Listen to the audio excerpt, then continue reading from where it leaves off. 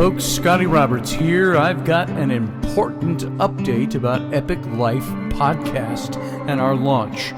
And while I hate to push it back again, I promise there's a very good reason and a silver lining. As many of you know, I've been dealing with some unexpected health hurdles since Christmas when I landed in the ER with the flu, pneumonia. In an effort to keep me breathing, the medical team intubated me and put me on a ventilator, which may have saved my life, but in the process, they also did a number on my vocal cords and my trachea, as you can hear. Fast forward a couple of months, my voice is back, nearly at full power, but my breathing is another story. Scar tissue is built up, tightening my windpipe like a clogged drinking straw, making it tough to get through full sentences without gasping for air. And the official name for this little gift, tracheal stenosis. So, what's next? The good news is this: the solution is on the horizon. I'm scheduled for surgery on April 9th, a little over 3 weeks from now. Bronchoscopic tracheal dilation is what they call it, which should fix the problem and get me back to breathing and talking like my old self. So what about the podcast? I've been pushing back this date a couple of times due to all this junk going on. So that brings me to this point. EpicLife's launch is moving once again. I know. I'm beginning to feel like one of those bands that keeps delaying their tour. But trust me, this is only a detour, not a derailment. The show is coming, and when it does, it'll be stronger than ever. And in the meantime, I'll still be popping in with updates, old clips, and I'll be doing little vignettes and things like that to keep the conversation going. Your patience and your support mean the world to me, and I can't wait to finally kick this thing off the right way, with a full tank of air and a voice that won't quit. I always say, rather tongue-in-cheek, put a nickel in me and I'll talk for 4 hours. Well, right now, put a nickel in me and I can only go 2. So I need the extra breath. That's coming. So stay tuned, stay epic, and I'll catch you soon. This time with fully functional breathing. Stay tuned. I've got another short clip from an old episode recorded in December of 2020. And hopefully you'll enjoy this, and it'll give you a really good flavor for what we'll be doing with the EpicLife Podcast. Thanks for being here. Here it comes. You can take the boy out of the city, but you can never plug a dam in Denmark with your thumb. Intrepid Radio, with a haphazardly focused Scotty Roberts, sticking fingers in the hole in the dike of humanity.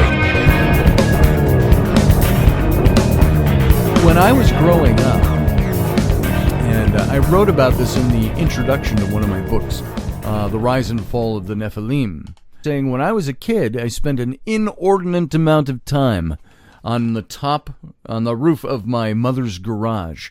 And I'd lay there at night with my arms folded behind my back. We had a tree right alongside. I almost grew up out of the foundation of the garage.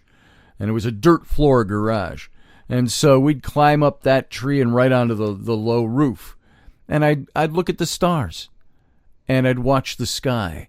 And I'd dream about the things that were already establishing in my young mind the direction I wanted to go in life.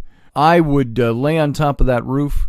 Once I got over my fear of the dark, which was crossing from the back stoop of the house to the tree and climbing up onto the roof, I was deathly afraid of the dark when I was a kid. Why? What's out there? What's going to grab me? What's going to want to eat my guts while I'm screaming in horror watching it happen? What are the things? What are the monsters? The vampires, the werewolves, all of your classic movie monsters that are part of all the things you needed to be afraid of in the dark. Then there's the unknown. What's going to grab you out of the bushes as you're walking down the street after dark? I used to have a paper route with the Minneapolis Star and Tribune up here in Minneapolis, Minnesota. For the Sunday morning paper, it was about 8 times thicker than the evening paper. And you'd put them in a cart. They provided you with this yellow metal cart that had 2 wheels on it and a big handlebar in the front that you could either connect to your bike or you grab that handle and you walk your papers all over and deliver your route. And that thing was heavy.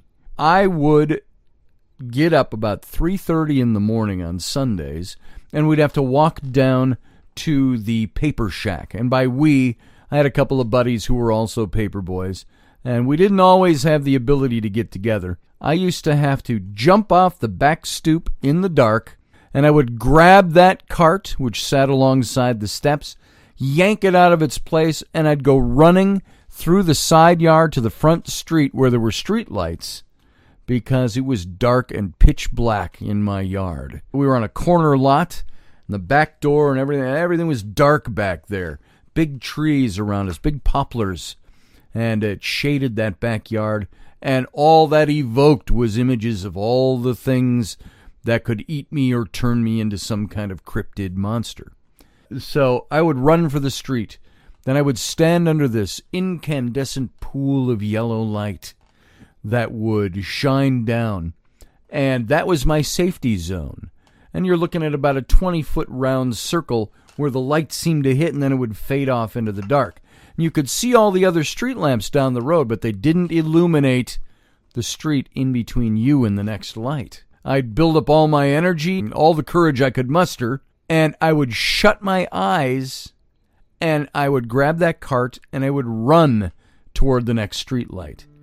And with my eyes closed. I only tripped a few times that I recall. Every now and then you'd squint to make sure you're still on target, and then I'd stop at the next light because I've just worn myself out of breath running from street lamp to street lamp. And I did that for about 9 or 10 blocks to get to the paper shack where we'd collect our papers. And by the time I was there, it was generally starting to be dawn, and you could start to see a little better. And I'd walk with my friends and stuff like that. So that was what my early life was like. I'd lay on the roof of that garage, I'd look out into the stars, dream of being a Starship Captain like my hero, Captain Kirk. I would also be in fear and dread of all the monsters that lurked in the dark. That's what formulated my practice. Belief system makes it sound theological, but there was a belief in those things in those days. And those were the things that kind of drove me to do what I did later in life. I think those are the things that in part drove me into ministry, exploring those mysteries on a religious level. I think those drove my spirituality and where I am today.